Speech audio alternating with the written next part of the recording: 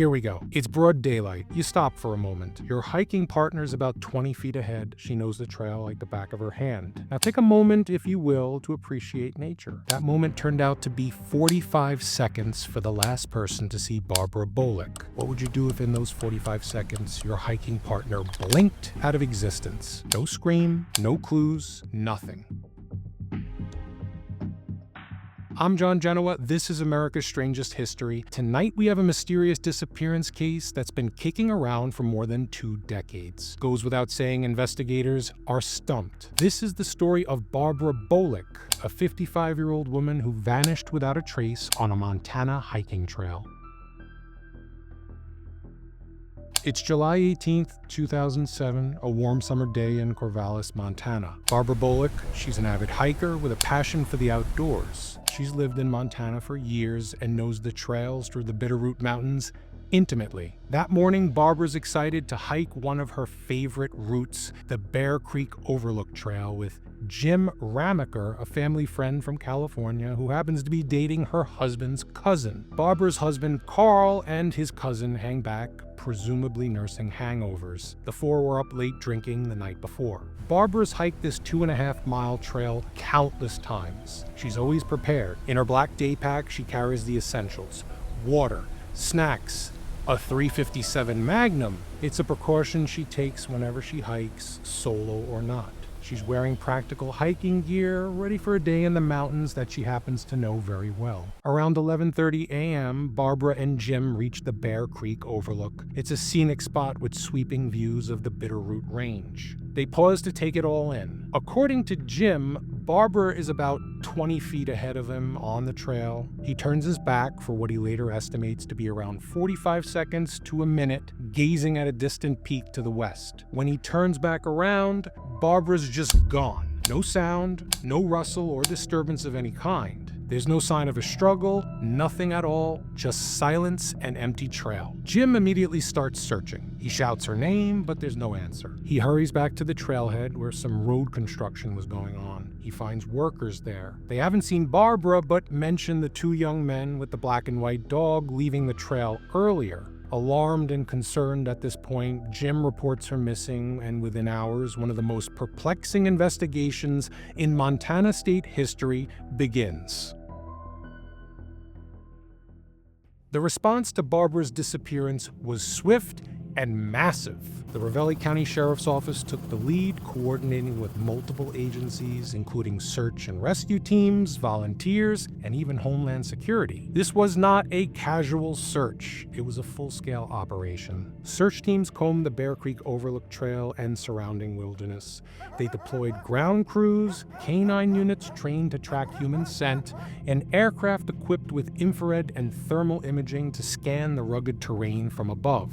The area around the overlook is steep, rocky, has cliffs, dense forest, hidden crevices, so they left no stone unturned. Volunteers joined professionals, scouring miles of Bitterroot Mountains for days, then weeks. But here's the kicker. Despite this monumental, momentous effort, searchers ultimately found nothing. No sign of Barbara, her black day pack, her .357 Magnum, not even a shred of clothing. Adding to the mystery, search dogs couldn't find her scent anywhere along the trail or at the overlook. For an experienced hiker who happened to be there just moments before, this was kind of impossible. Literally vanished, leaving zero physical evidence, including residual scent. Sheriff Chris Hoffman spearheaded search operations. He was stumped. In a statement to the press, he said, "We're perplexed. We've combed the area in the vicinity of the disappearance very well. No trace at all has been found." He went even further, admitting, "We'd like to verify if we can that Miss Bolick was even on the mountain that day. They had nothing to go on." The investigation didn't stop at the search. Detectives interviewed Jim Ramaker extensively, piecing together every detail of that day. They also looked into the 2 young men he'd mentioned. More on them in a minute. A $10,000 reward was offered for information leading to Barbara's whereabouts or the identification of those men, but no solid leads emerged. The trail wasn't cold, it was frozen, and the questions only began to grow.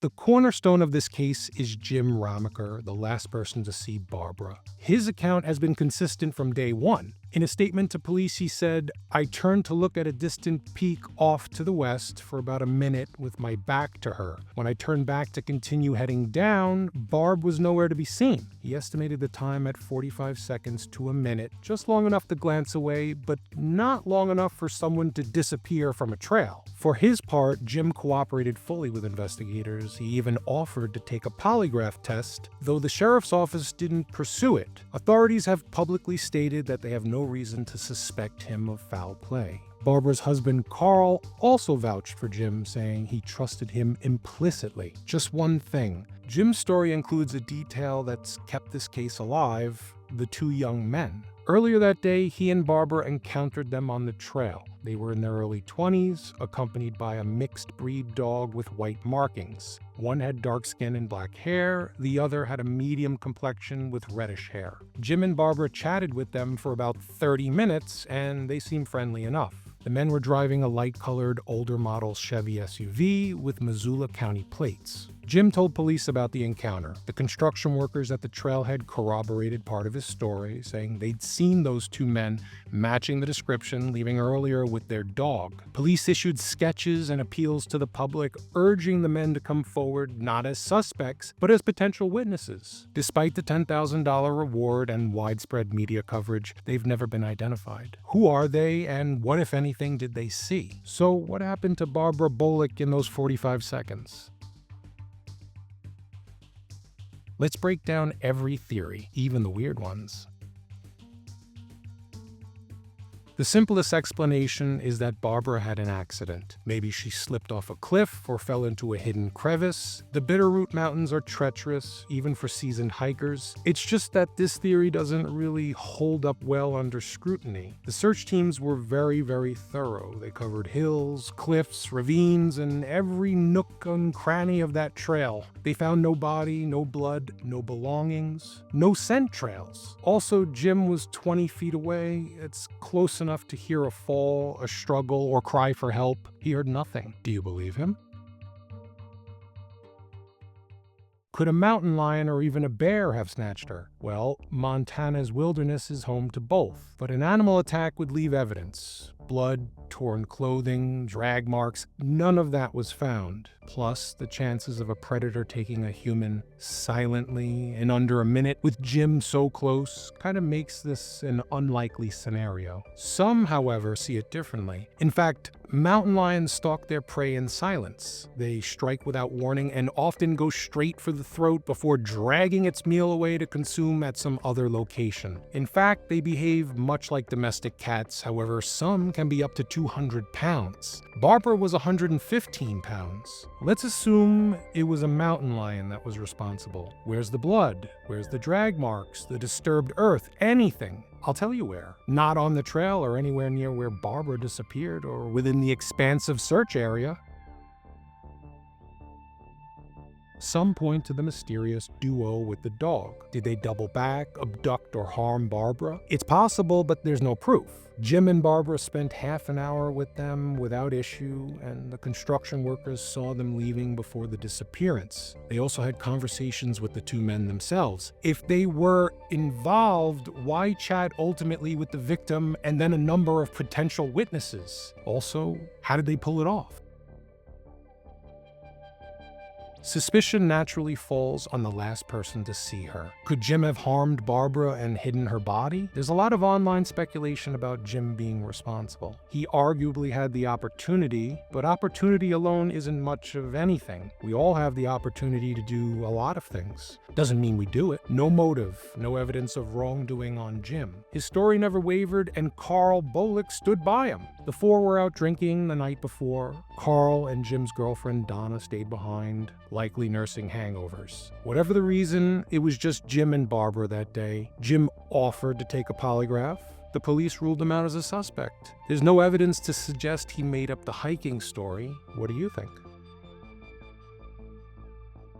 Here's a twist. What if Barbara never reached the trail? The dog's inability to pick up the scent fuels this theory. Maybe something happened before they arrived, and Jim's story is just a fabrication. He could have murdered her elsewhere, disposed of her body, and then went on a hike to fabricate a story. Possible. It would explain the lack of physical evidence and the tracker dog's inability to pick up her scent. But 5 days pass before the dogs join the search. A number of factors can hinder efforts to pick up a scent trail, including the passage of time. The terrain is another contributing factor. Forests present a particularly difficult challenge for tracking, so it's possible, even perhaps likely, Barbara's scent trail was long gone by the time the dogs even got there. Even so, it just begs another question. Why invent such a tale? And how do you explain the lack of evidence elsewhere? It's an intriguing theory, but again, just a theory, no evidence. Did Barbara walk away from her life? Some wonder if she just staged it. Fed up with her routine, she may have slipped away into a new identity. But Carl insisted she was happy. She was planning a trip to Mexico, taking pilot lessons. She even left behind her wallet, her ID, and all her personal belongings. It doesn't add up for a woman who loved her life. Are there limits to what you'll accept by way of an explanation? Would you agree that all theories should be explored regardless of how unorthodox they may appear? I'm talking more on the level of fringe theories. For example, was Barbara abducted by aliens? Well, there's no record of sightings in the area around the time. Did she step into a time slip or even an Einstein-Rosen bridge, also known as a wormhole? The Bitterroot Mountains have their share of strange tales, and the inexplicable nature of this case begs the question of whether there's a supernatural element to consider. There is zero evidence. That in itself is remarkable. Could we be dealing with an undiscovered cryptid? It's a stretch, but in a case this baffling, it's hard to rule anything out completely. Each of these theories has its hooks, some more likely than others, but all share a common theme: speculation. Without evidence, what else is there? None of these theories fully explains how Barbara vanished so completely, so quickly, in broad daylight. The whole case really amounts to a puzzle with no pieces. Today, Barbara Bolick's case remains an open wound in Montana's history. The Ravalli County Sheriff's Office still welcomes tips, especially about those two young men and their black and white dog. If you know something, call them at 406-375-4060. A $10,000 reward still stands. And that's where we'll leave it. If you have any theories on the case, drop them in the comments below. We'd love to hear from you. Please subscribe if you like the show. Till next time, I'm John Genoa, and this is America's Strangest History.